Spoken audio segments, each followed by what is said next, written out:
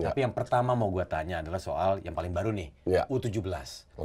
Apa sih problem utama dari pembibitan di Indonesia gitu terkait U17 ini? Kalau gue bilang lebih nggak niat ya. Lebih nggak niat justru?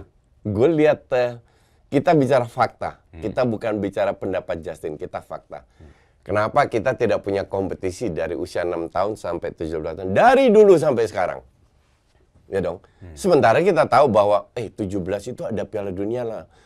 15 itu ada Piala Eropa, Piala Asia, 12 ada event internasionalnya. Kalau ada event internasional, kenapa kita dari dulu sampai sekarang tidak membuat pembinaan itu? Ini fakta. Justru gue miris sama Coach Bima. Tapi dari sisi lain, kenapa Erick Thohir berani mengambil Piala Dunia U17? Nah, itu plus point. Tidak dari sisi sepak bolanya, tapi dari sisi organisasinya. Minimal ke depannya, 20 tahun ke depan, 50 tahun ke depan, kalau gue udah nggak ada lagi, Indonesia punya CV. Kita pernah loh bikin Piala Dunia U17, at least ada plus point. Banyak hal yang bisa kita dapatkan dengan menjadi tuan rumah. Exposure dari orang yang belum tahu Indonesia itu di mana, mendatangkan mereka. Mungkin gaungnya tidak sedahsyat U20. Gue sangat kecewa waktu U20 dan gue bikin interview sama Denny Sumargo, 3,5 juta yang nonton. Ya gue ngomong apa adanya. Tapi ini sedikit apa namanya dalam bahasa Indonesia peliput larai. Apa? Pelipur ya. Jadi ya oke lah. U17 gaungnya tidak sedahsyat itu, cuman at least kita punya lah. Dalam arti, dalam industri sepak bola, sekarang ini di dunia, mereka itu cari pemain udah dari usia muda.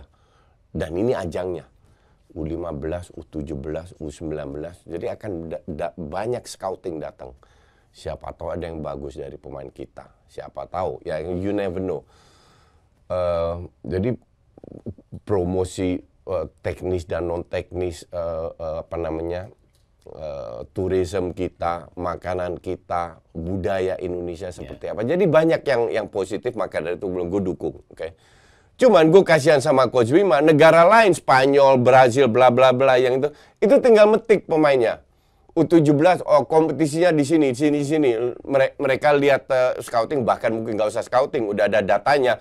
Kita ambil, kita seleksi 40-50 orang, turun 28, ini yang berangkat. Lah Bima dikasih, gue nggak tahu dikasih sama si Hamdan yang kebetulan gue kenal juga. Dia kan asisten, dia orang Menpora yang punya banyak database. Hamdan kalau nggak salah bilang 350.